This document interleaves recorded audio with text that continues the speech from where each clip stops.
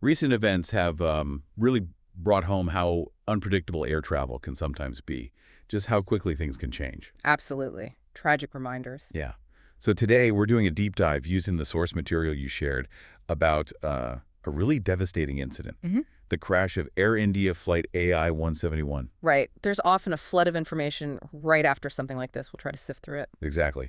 Our mission here, just using these reports and notes, is to quickly and clearly unpack the key facts of what happened back on June 12th. Okay. And these sources, they give us a pretty vivid initial picture. The moments right around the crash, the scale of it all. And the scale was just horrific. This is Flight AI 171, a Boeing 787-8 Dreamliner, registration VT-AD. The Dreamliner. Okay. Yeah, it had just taken off from Ahmedabad, heading to London Gatwick. But according to these reports, just seconds after liftoff. Literally seconds. Yeah, seconds. It reached maybe 450, 500 feet, barely anything. And then it failed to climb any higher. Wow. And at that altitude, there's just no room for error. None. And that failure to climb, well, it was catastrophic. The sources describe it crashing right into buildings in the Magani Nagar area. Buildings, not like an open field. No. Specifically, the reports mention a hostel and a building belonging to the BJ Medical College. Right. Then a massive explosion. Well, that's terrible. Just awful. The loss of life. Yeah. It's hard to even grasp. On the plane itself, the sources say 242 people. That's 230 passengers, 12 crew. So. And tragically, 241 of them died. Oh my goodness. Almost everyone. Almost everyone on board. And like you said, it wasn't just the plane. The sources are clear. The devastation hit the ground, too. Because it crashed into populated buildings. Exactly. At least 38 people killed on the ground. The reports say this included doctors and MBBS medical students. Right. You mentioned the medical college. They were probably just... Yeah, tragically, the reports mentioned they were in the college mess hall at that exact moment. Yeah. And dozens more injured on the ground besides. It just ripples outwards. Such a wide impact zone. Horrifying. But then, amidst all this darkness, the sources have this one detail that's just... Yeah. Well, it's incredible. There was a survivor. One single survivor. From the plane. Yes. The reports name him Vishwash Kumar Ramesh. He's a 40-year-old British national. And how? I mean, how did he survive that? Well, what's really striking, according to the sources, is how circumstance played a role. He was apparently seated in exit row 11A. An exit row, okay? And the sources say he managed to calmly exit through an emergency door right after the impact.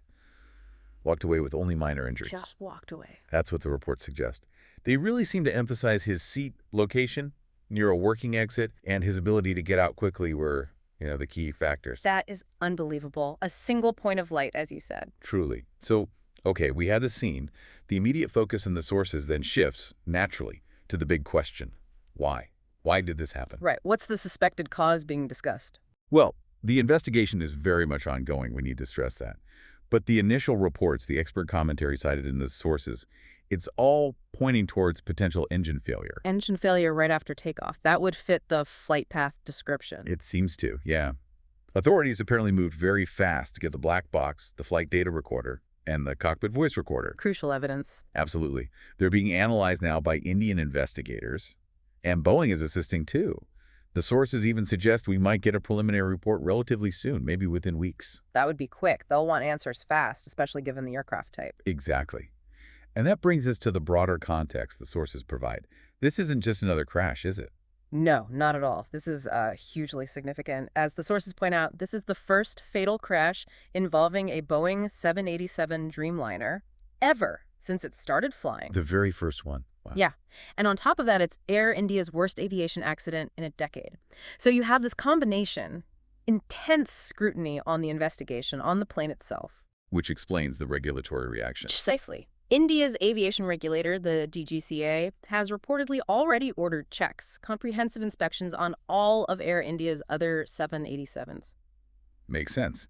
And meanwhile, back in Ahmedabad, that very difficult process of recovery and identification is still underway. Absolutely. The sources mention ongoing efforts using DNA, dental records, standard procedures in such terrible circumstances. And there's been an international reaction, too. Yes, quite significant. Condolences, offers of support pouring in from the UK, Canada, Portugal, others. It acknowledges, the global nature of air travel, the likelihood of foreign nationals on board. The UK activated crisis support immediately, the sources say. Right, especially with the survivor being a British national. So this deep dive, just drawing from these initial reports, it gives us a clear, though obviously tragic, outline. The sudden failure, the awful impact on the plane and the ground, the investigation focusing on engines, and that just remarkable story of the one survivor. It really highlights the complexity of aviation, doesn't it? And the very real human cost when things go wrong. We've laid out the core facts as presented in the sources, the crash, the lives lost, where the investigation is heading, and that incredible survival story. But we have to remember, this is still early days. Indeed. The full picture, the precise sequence that will likely come from the flight recorders. Thinking about that one survivor, Vishwash Kumar Ramesh, what does his story, as detailed in the sources attributing survival, partly to something as specific as where he was sitting near an exit, what does that tell you perhaps about the incredibly fine line between fate and circumstance and disasters? Or maybe about how sometimes safety features or just individual action can make a difference even in the absolute worst scenarios. Yeah. It certainly leaves you with a lot to think about regarding randomness, resilience, even in tragedy.